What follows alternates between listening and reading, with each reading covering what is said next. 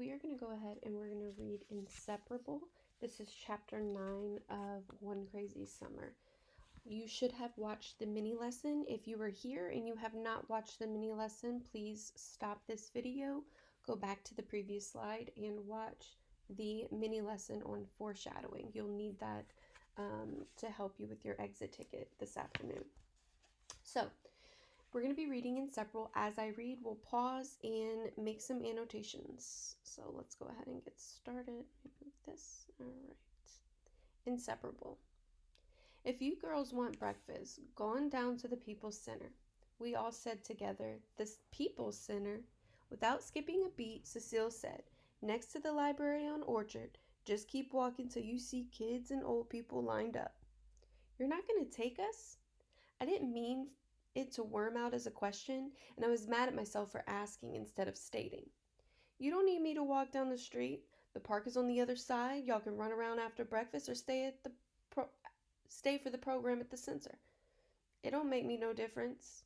Cecile pointed a fountain pen at me. 2 more pins were stuck in her hair. You the oldest. You can read signs. Vanetta, indignant, said, I can read signs too. So remember, if we come across a vocabulary word we might not know the meaning to, we should go ahead and write it down. So indignant here means that she's saying it in an angry, kind of angry or annoyed tone. So this is page 1. And we only have to write the page number until we switch. So if everything that we annotate coming forward is going to be on page 1, we only need to write it down once. So this is for vocabulary. Indignant means angrily or annoyed, right? So let's go ahead and keep going. Me too. Instead of saying, I didn't ask for all that like I expected, Cecile smacked her palm against her thigh and said, then that settles it. Step out this door, cross the street, keep going a block till you get to Orchard. If you can read, you can't miss the O in Orchard. Turn left. Keep walking till you see the library. Center's on the same block. Can't miss it. Nothing but black folks in black clothes, rapping revolution, and a line of hungry black kids. So, let's go ahead and let's make an annotation here because we are given some clues. Remember, we talk about foreshadowing. Who are these people going to be? Who run this program? We're given the clues that it's going to be black folks in black clothes rapping revolution. So this breakfast program, so we're talking about foreshadowing. So I'm going to do FS for foreshadowing. Every time you come across some clues, you're going to write FS and then make the prediction. So we're given some clues. They're going to be people in all black clothes. We know we've met some people already in this book who've shown up to Cecile's house in all black clothes, and they have a cause, right? So they're rapping revolution. What were those people at Cecile's house for? Who were those people? And they were the Black Panthers, right? Because they have a movement. So the Black Panthers run the program. So we'll see if we're right. Remember, when we make a prediction using these foreshadowings, we need to double check ourselves. Was our prediction correct? So let's go ahead and let's keep reading. Then she cut herself off from us, tapped her fountain pen, and repeated, black folks in black clothes, rapping revolution. We had Black Panthers in Brooklyn. Black Panther posters with Seize the Time stapled onto telephone poles. We just never had any Black Panthers marching down Herkimer Street, knocking on our door demanding that we give to the cause or calling us some kind of sister name we had never heard of. My sisters and I didn't make a move toward the door. We couldn't believe our ears. Our mother was crazy, sending us outside to find militant strangers if we wanted to eat. Now, was our prediction right? Yes, so it was the Black Panthers who run this program. Now, we see, again, vocabulary. Typically, you would circle this in your text and to find it, but because we don't have that luxury, we're just going to use this little annotation VOC and then write that vocabulary down. We're going to look at the word militant. Now, militant almost sounds like a negative word, right? But remember, they don't have any direct experience with the Black Panther Party. They only know what they see on the news. So she's calling it a militant strangers. So it does have a little bit of a negative tone, but it's important we know what militant means. So militant, there are people who are aggressive in support of a cause. So militants are people aggressive in support of a cause. So it's not really the most awful thing, right? It's just, it sounds like a mean, bad word, but it's really not. So let's keep going. She said, "Wait, I hope she changed her mind about us going to the center." She went to the kitchen and came out with a cardboard box, a little smaller than the shoe box for Papa's work boots. "Here," she said, "take this to the center, give it to the Panthers, tell them it's from Inzilla." "That's what I thought," she said. Inzilla. So again, just because this is important, the Black Panthers know, we're just going to put Black BP, know Cecile as Inzilla. And the reason why I want to write this down is, remember, last week we were talking about the importance of identity, and you did your own name um, writing piece. And so we want to look at what is important about a name and why did Cecile go by Inzilla now. So let's keep going. She put the box in my hands. "What do I? Just find a black beret. Any black beret will do. Make sure you tell them I gave to the cause. You tell them. Don't come knocking on my door asking for my materials." I knew I wouldn't be telling no Black Panthers what Cecile said, that she gave to the cause and not to come knocking on her door for her stuff. I just took the box and nodded, because that's how you treat crazy people. You nod and count down 27 days for crazy to come to an end. So we are going to write character slash motivation. Why is Delphine, our narrator, not going to say this to the Black Panthers? Obviously, we have to make a little bit of inference here, but Delphine doesn't want to tell the Black Panthers what Cecile said. So she nods to Cecile so that she can be on her way. Right? So she's nodding to her because she doesn't want to tell the Black Panthers what Cecile said, right? She doesn't know these people that well, and she thinks her mom's a little bit crazy. So she doesn't feel comfortable approaching these people and saying that. Vonetta and Fern looked to me for what to do next. Cecile noticed this. There was no lip smile from Cecile, but her eyes found it funny that they always looked to me first. "Come on," I said. "Let's go to breakfast." We were about to leave, but Fern stopped cold. Her eyes bugged out and she balled her fists. "Wait, wait!" Vanetta and I waited while she ran to the back rooms, her stamps all buffalo stomps. I didn't mind Fern stomping because it annoyed Cecile that her house had been invaded by our mouths, wants, and feet. It served her right. So why does Delphine take joy in Fern's kind of her behavior, her stomping through the hallway? Why does she take joy in that? We want to annotate that. That's page 2. So we're on a new page, so we want to make sure we change the page number. So Delphine, this is motivation. Delphine enjoys Fern's antics, so what she's doing, her behaviors, because they annoy Cecile. And think about why she might take some joy in this, right? Has Cecile been really kind to them? Not really. They continue how they have. She hasn't treated them like a mother would treat them. So Delphine enjoys Fern's antics because they annoy Cecile. And so we're also going to write here under me M that she enjoys this because Cecile hasn't been that kind to them since arriving. I have a sticky O, sorry about that. Okay. So let's keep going.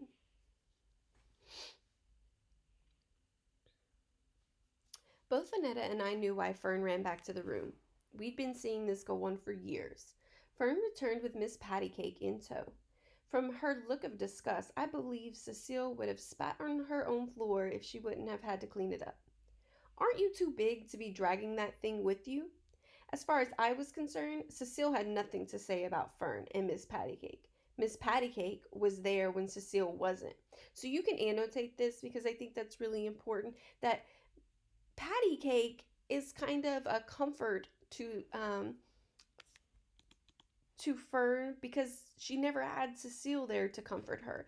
So for character, we're going to talk about Miss Pattycake is a comforter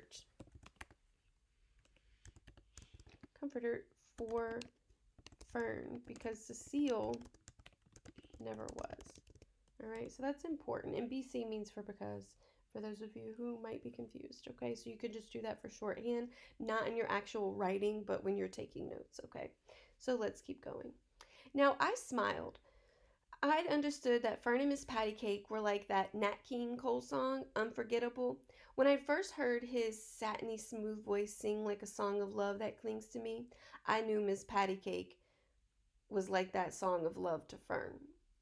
So I'm going to pause just because there's something that I did forget to do, and I want to make sure we bring it to the light here. All right, so remember when I said the different techniques that authors use whenever they are giving us some foreshadowing. So just quickly, think about the title of our story. It's called of our chapter. It's called Inseparable, right? Inseparable was giving us some information. It was foreshadowing. This would actually go to the top for those of you who are, all right, because we should have done this first. I apologize for that. I slipped my mind. So foreshadowing. Inseparable.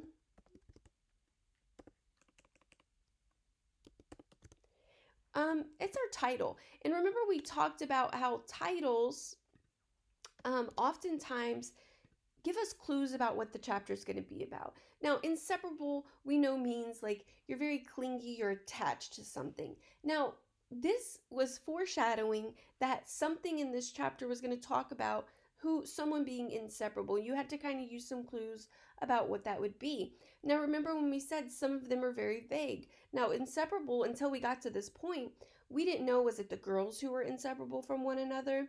But now it's that aha moment, that title of our chapter was leading us up to this main point of this section of the book, that Miss Pattycake and Fern are inseparable. So our prediction, because we've already gotten there, is Miss Pattycake and Fern are inseparable.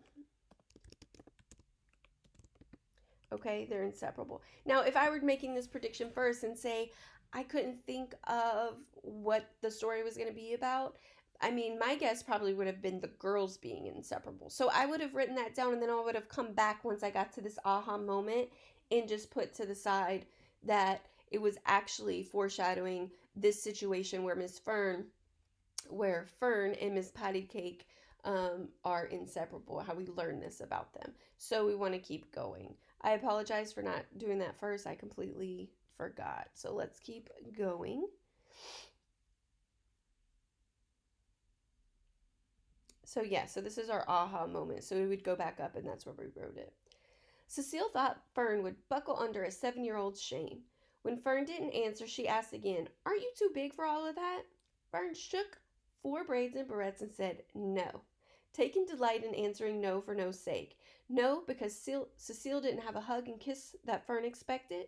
No, because Cecile didn't leap up for that cold glass of water. And no, because Cecile had yet to call Fern Fern. So again, remember we talk about the importance of names. So we're going to say Fern took delight in saying no to Cecile. And this is important because think about Fern's personality. Up until this point, she's very, yes, please, night. Like, she's very polite. She kind of follows authority. So she was always polite to Cecile, even if Cecile wasn't always kind to her. But in this case, it's kind of like she's had enough. And if we see something highlighted here, and it's that Fern still has not been called Fern by Cecile, and we know that identity is a overarching theme, so we want to make a point of that. Fern is upset that Cecile has yet to call her by her name, and we want to make sure we annotate that because, like I said, this is something that is important to our theme. So let's keep reading. I'm going to read one more paragraph and then you're going to be on your own for the remainder of the story. Vanetta groaned. She fought enough name callers on behalf of Miss Pattycake. I had fought my share too. But so what? It was for Fern and her doll. Except for going to school and church, Fern and Miss Pattycake had been inseparable for as long as Fern or anyone else could remember. All right. So, like I said, I'm going to pause here, but before I do, we're going to highlight this. And I'm going to have you annotate over here. This is page 3, so we need a new page number. Come down, page 3. And then you guys are going to do a guess, foreshadowing. Now, these are some clues. Remember, anything we read could really be clues. But whenever we are talking about something that relates to, especially when it's a story that's told from this point of view. So we have Cecile and Fern kind of getting this little argument, and then she's telling us something that relates to this particular situation. Now, this is the author kind of giving us clues. I want you to guess what clues might this be giving me? Well, they're talking about having to defend Miss Pattycake, right? Or having to defend Fern. So I'm going to make a guess that they might end up in some kind of situation again where they feel like they have to defend Fern against someone making fun of her doll. I mean, think about Cecile just did. That's a clue, right? Had we not had this here, then we would have just continued reading it as, well, Fern took care of herself. There's nothing to talk about. But the author went further to tell us a little bit more about the situation and about past situations. So this is a flashback, but it's also foreshadowing something that might happen next. So we're going to write FB/FS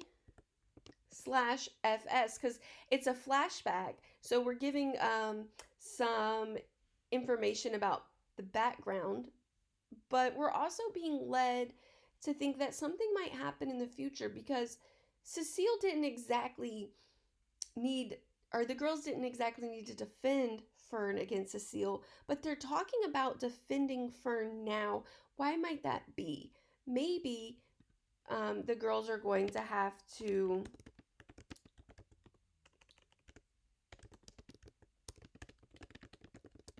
defend Fern in the future. So we will have to read and see if this comes true. I'm going to stop here. You need to finish reading this text. Remember, you're looking for clues. Are there any clues here that are going to give me information about something that might happen? Okay, so I want you to continue to read and just write down your notes. Remember, character, who are they? What are their traits? Motivations, why are they doing the things they do? Have we come across any problems in this chapter? Did they solve these problems? And did they learn anything in this chapter? So go ahead and take a second if you haven't written all of these annotations down. Pause the video, write them down because these need to be included in your annotations that you submit. And be on the lookout for the misconception video. It'll go up around 5 so that you may resubmit if you scored below a 79. Have a good day.